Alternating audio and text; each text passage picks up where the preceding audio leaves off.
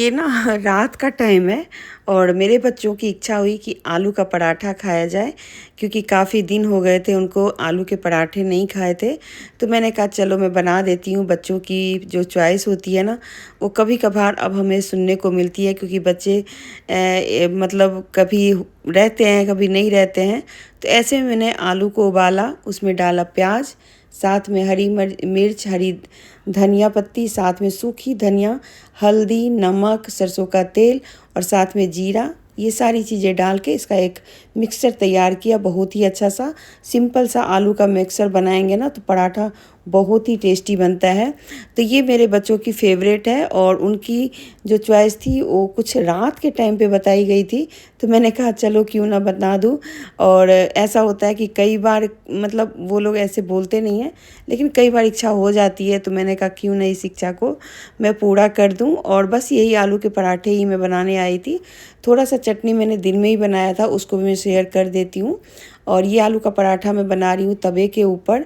तो आप लोगों में से मतलब आपको पता है कि आलू के पराठे जब बनाते हैं ना तो काफ़ी सारा प्याज वगैरह भून भान के डालते हैं, पर मैं जो बनाती हूँ ना कुछ इसी तरीके से बनाती हूँ।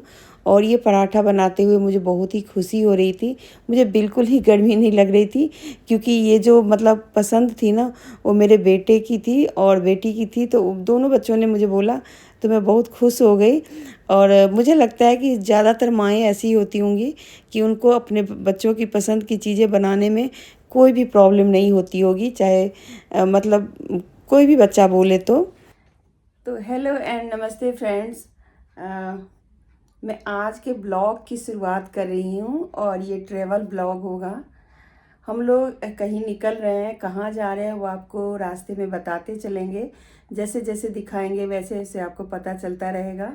और ट्रैवल ब्लॉग को आप लोग ज़्यादा प्यार तो नहीं देते, लेकिन फिर भी मैं बना रही हूँ, देखती हूँ अगर डाल पाऊँगी तो ज़रूर डाल दूँगी। तो हम लोग अचानक से ये वाला प्रोग्राम बना है, क्योंकि ऐसा कोई प्रोग्राम था नहीं। और ये वीकडेज है, आज हो गया है ट्यूसडे, और ट्यूसडे को डेट हो गया है आपको 2 मई को हम लोग बाहर जा रहे हैं। 2 मई है मेरे ख्याल में। तो मतलब बस निकल ही रही हूँ, सारी तैयारी हो चुकी है, गाड़ी में सामान जा चुका है। तो अपनी ही गाड़ी से निकल रहे हैं, क्योंकि 2-2.5 घंटे में पहुँच जाएंगे। इतना हो पाएगा आप लोगों के साथ शेयर करूँगी। और अच्छा लगे ट्रैवल ब्लॉग तो ज़रूर इसको लाइक, शेयर और सब्सक्राइब कीजिएगा।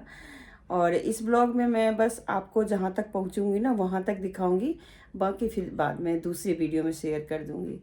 तो चलिए मिलते हैं फिर बाहर।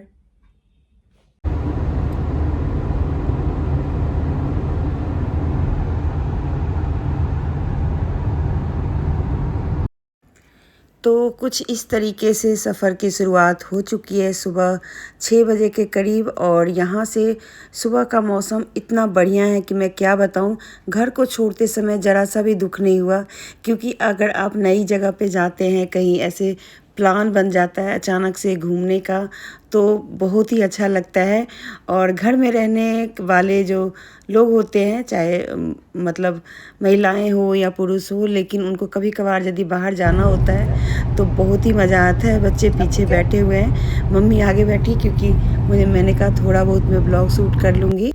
तो अभी फर्स्ट हम लोग का रेस्ट होने वाला है, सबको बाथरूम वगैरह जाना है, भूख भी लग रही है, क्योंकि आज पहली बार ऐसा हुआ है कि मैं सफ़र में चलने से पहले ना तो चाय लिया है मतलब बना करके, और ना ही कोई तो ऐसा नहीं चलना ना ही कोई नाश्ता वगैरह का इंतज़ाम करके आई हूँ। तो सबको भूख लग रही है और 9 बज चुके हैं। चलिए चलते हैं। और इनको तो चाय की तलब लगती है, तो तलब को पूरा करना ज़रूरी है। चलते हैं, यहाँ पे कुछ कुछ हैं, रेस्टोरेंट वगैरह अच्छे हैं, वॉशरूम भी शायद अच्छा ही होगा। तो चलिए चलते हैं। तो यहाँ पर जो ठहरने की जगह थी वो मतलब ऐसे स्नैक्स वगैरह खाना था, थोड़ा बहुत भूख लगी थी सुबह का जो होता है ना, क्योंकि हम लोगों ने नाश्ता करके नहीं चले थे। और मेरा बेटा भी मेरे साथ है, तो ये सफ़र ना कुछ ज़्यादा ही अच्छा लग रहा था, क्योंकि काफ़ी दिनों बाद वो आया था हमारे साथ। और इसीलिए हमारा प्लान भी ऐसा ही कुछ बना था, जिससे कि हम थोड़ा बाहर घूम भी लें, साथ में अपना टाइम भी स्पेंड कर दें। क्या होता है ना कि कई बार आप घर में रहते रहते बोर हो जाते हैं, थोड़ा सा मतलब घर के बाहर जाना भी ज़रूरी होता है।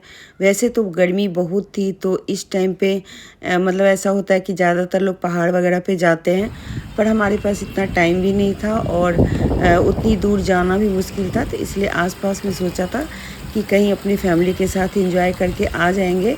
तो बस अपनी थोड़ी सी खुशी के लिए, हमारी खुशी के लिए बच्चों ने बोला कि नहीं चलो, थोड़ा सा बाहर भी जाना ज़रूरी है।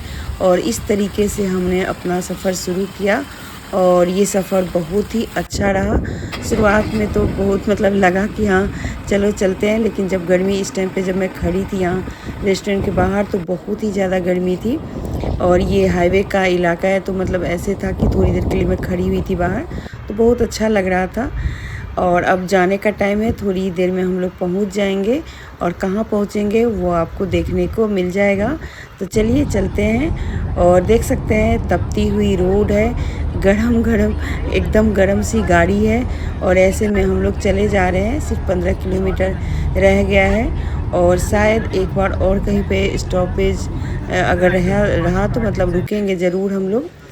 अब हम लोग पहुंच चुके हैं होटल। तो यहाँ पे आप देख सकते हैं कि हमें वेलकम ड्रिंक दिया गया है और बहुत अच्छा स्वागत किया गया है। हमें एक मतलब हमारे सम्मान के लिए उन लोगों ने एक माला दी जो कि शायद वुडन की बनी हुई थी।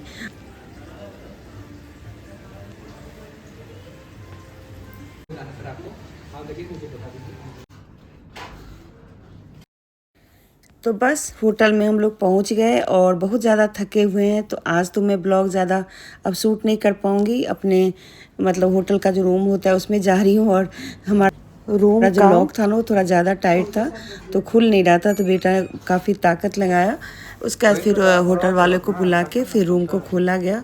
और पता नहीं कुछ ऐसे उनका लॉक शायद से कुछ ख़राब था, तो यहाँ पर थोड़ी देर के लिए हमें रुकना पड़ा। लेकिन जब अंदर गए तो बहुत ही अच्छा लगा। ये सारी चीज़ें मेरे बच्चों ने की थी, तो बहुत ही अच्छा लगा। खुशी होती है जब बच्चे आपके लिए कुछ करते हैं। और रूम बहुत ही बढ़िया था, तो इसलिए और भी ज़्यादा खुशी हुई।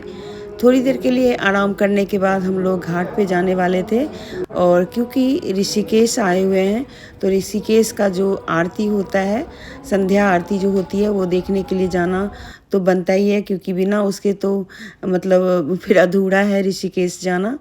तो इसी गर्मी में फिर हम लोग ऋषिकेश की जो संध्या आरती है उसके लिए निकल गए पैदल ही, क्योंकि ज़्यादा दूर नहीं था, थोड़ी दूर पे था।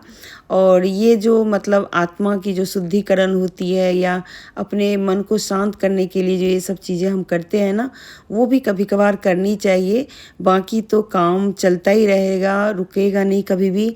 घर का काम भी कभी ख़त्म नहीं होने वाला है, लेकिन आप छोटी छोटी चीज़ों के साथ खुशियाँ मना सकते हैं। ज़रूरी नहीं है कि हम बड़े बड़े टूर प्लान करें, छोटे मोटे टूर आप भी प्लान कर सकते हैं। घाट के बाहर के एरिए पे देखिए कितनी सुंदर सुंदर मूर्तियाँ, कपड़े, ऐसी चीज़ें बिक रही हैं। भीड़ काफ़ी थी, लेकिन हाँ घाट पे इतनी ज़्यादा भीड़ नहीं थी, इसीलिए हम हरिद्वार नहीं रुके, सीधा ऋषिकेश का ही हमने प्लान बनाया था कि ऋषिकेश में ही रुकेंगे। और यहाँ पे बहुत सुंदर सुंदर चीज़ें थी, पर हमने आज मतलब क्योंकि थके हुए थे तो इसलिए कहीं रुके नहीं थे, सीधा देखते हुए घाट पे चले गए थे। और घाट का माहौल तो इतना शांत, इतना निर्मम, इतना प्योर था कि देख के मन खुश हो गया। काफ़ी देर रात तक यहाँ बैठे रहे और उसके बाद फिर अपने होटल की तरफ आ गए। और अगर आपको ये मेरा वीडियो थोड़ा सा भी अच्छा लगा हो तो लाइक शेयर सब्सक्राइब तो करिएगा ही, बाद में इसे आप शेयर भी कर दीजिएगा। चलिए चलते हैं, यहाँ से तो काफ़ी रात हो गई है, तो देख सकते हैं लाइट वाइट जल रही है। पर घाट पर जो लोग बैठे थे आरती के बाद, वो लोग बिल्कुल ही उठने को तैयार नहीं थे। जब काफ़ी देर हो गई फिर हम लोग भी आ गए, थोड़ी बहुत शॉपिंग की और उसके बाद घर आ गए। तो इस तरीके से हमारा रहा ये छोटा सा एक टूर ट्रेवल का प्लान, जो कि बस अपनी फैमिली के साथ थोड़ी देर के लिए खुशियाँ मनाने चले गए थे। इसी के साथ ख़त्म करते हैं, मिलते हैं अगली वीडियो।